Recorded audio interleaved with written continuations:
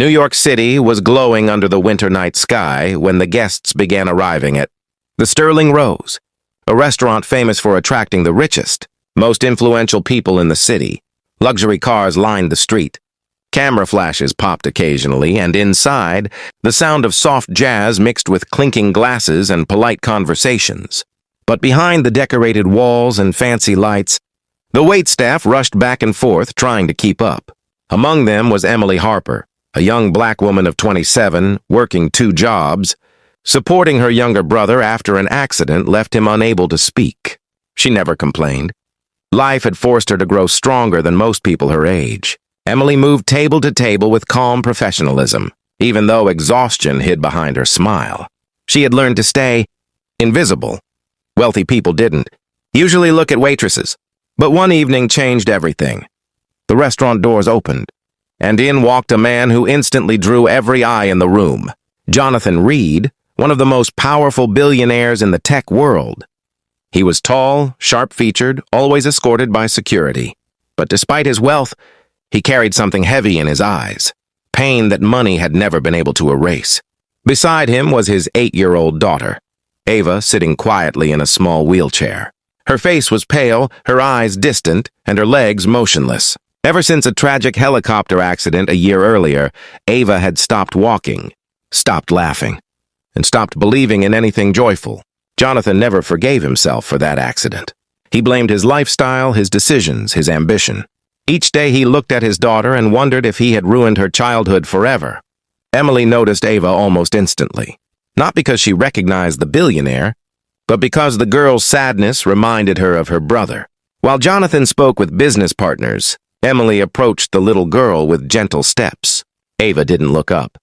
She just stared at the kids dancing near the small stage, kids laughing, spinning, glowing in the warm lights.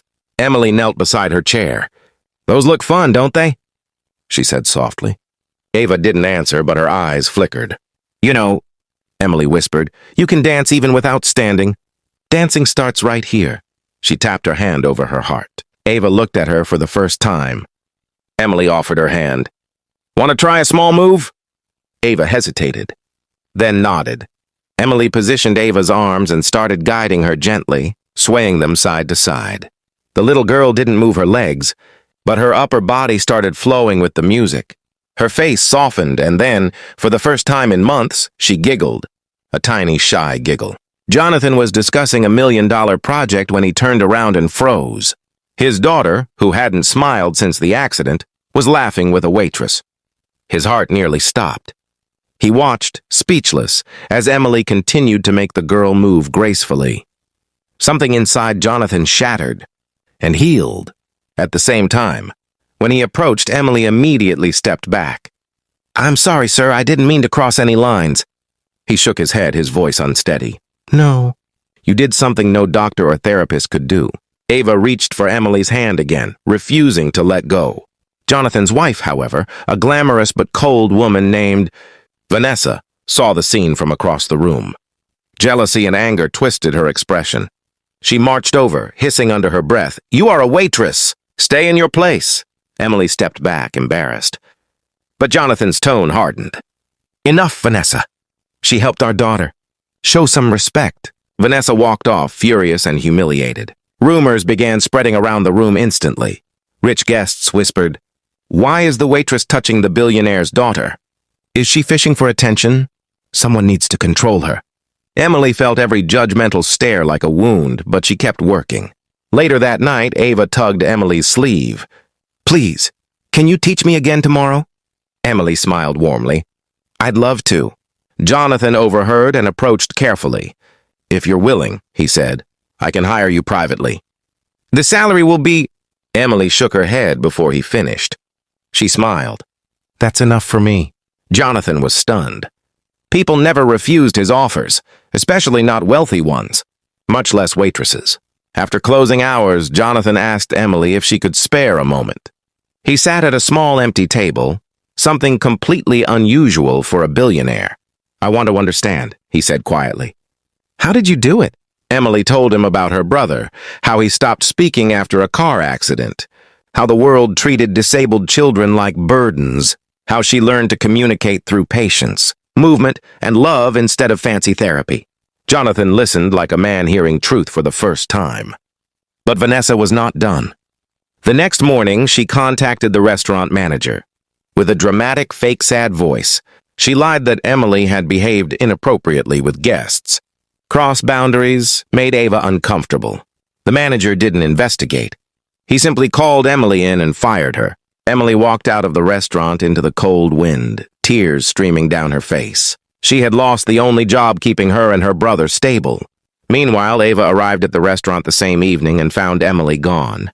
When Jonathan told her she might not return, Ava broke down, her arms shaking, her voice cracking as she cried harder than she had in a year. Then the miracle happened. Ava whispered a word. A single word she hadn't spoken since the accident. "Emily?" Jonathan felt the world collapse around him. He confronted Vanessa the second they reached home. "You destroyed the only hope our daughter had," he yelled. Vanessa snapped, "She is just a nobody. We don't need her." Jonathan stared at her with an icy expression. "That nobody gave my daughter more love in one evening than you have in years." The marriage had been dead for a long time, and this was the final blow. Jonathan started divorce proceedings that night. Then he began searching for Emily. Not to hire her, but to apologize. He searched every restaurant, every diner, every cafe, until he finally found her in a small, quiet coffee shop serving customers for minimum wage. She froze when she saw him. But Jonathan did the unthinkable. In front of everyone, the billionaire kneeled. "I'm sorry," he said, voice trembling. "You didn't deserve what happened. Please, come back." "Not as an employee, as a friend to my daughter, as someone she trusts." Emily wiped her tears and nodded. And that single nod changed 3 lives forever. Emily began working with Ava every day, through slow exercises, playful movements, confidence-building activities, and genuine emotional connection. Ava started improving. Her speech returned. Her laughter returned. And eventually her legs began responding to therapy. Doctors called it a miracle. Jonathan called it Emily. A year later, Jonathan sponsored Emily's Dream, a children's dance therapy center in New York, helping kids with disabilities regain confidence and movement. Ava became the center's little star, walking on stage during a small show, one careful step at a time. She walked toward Emily, tears shining in her eyes, and hugged her tight.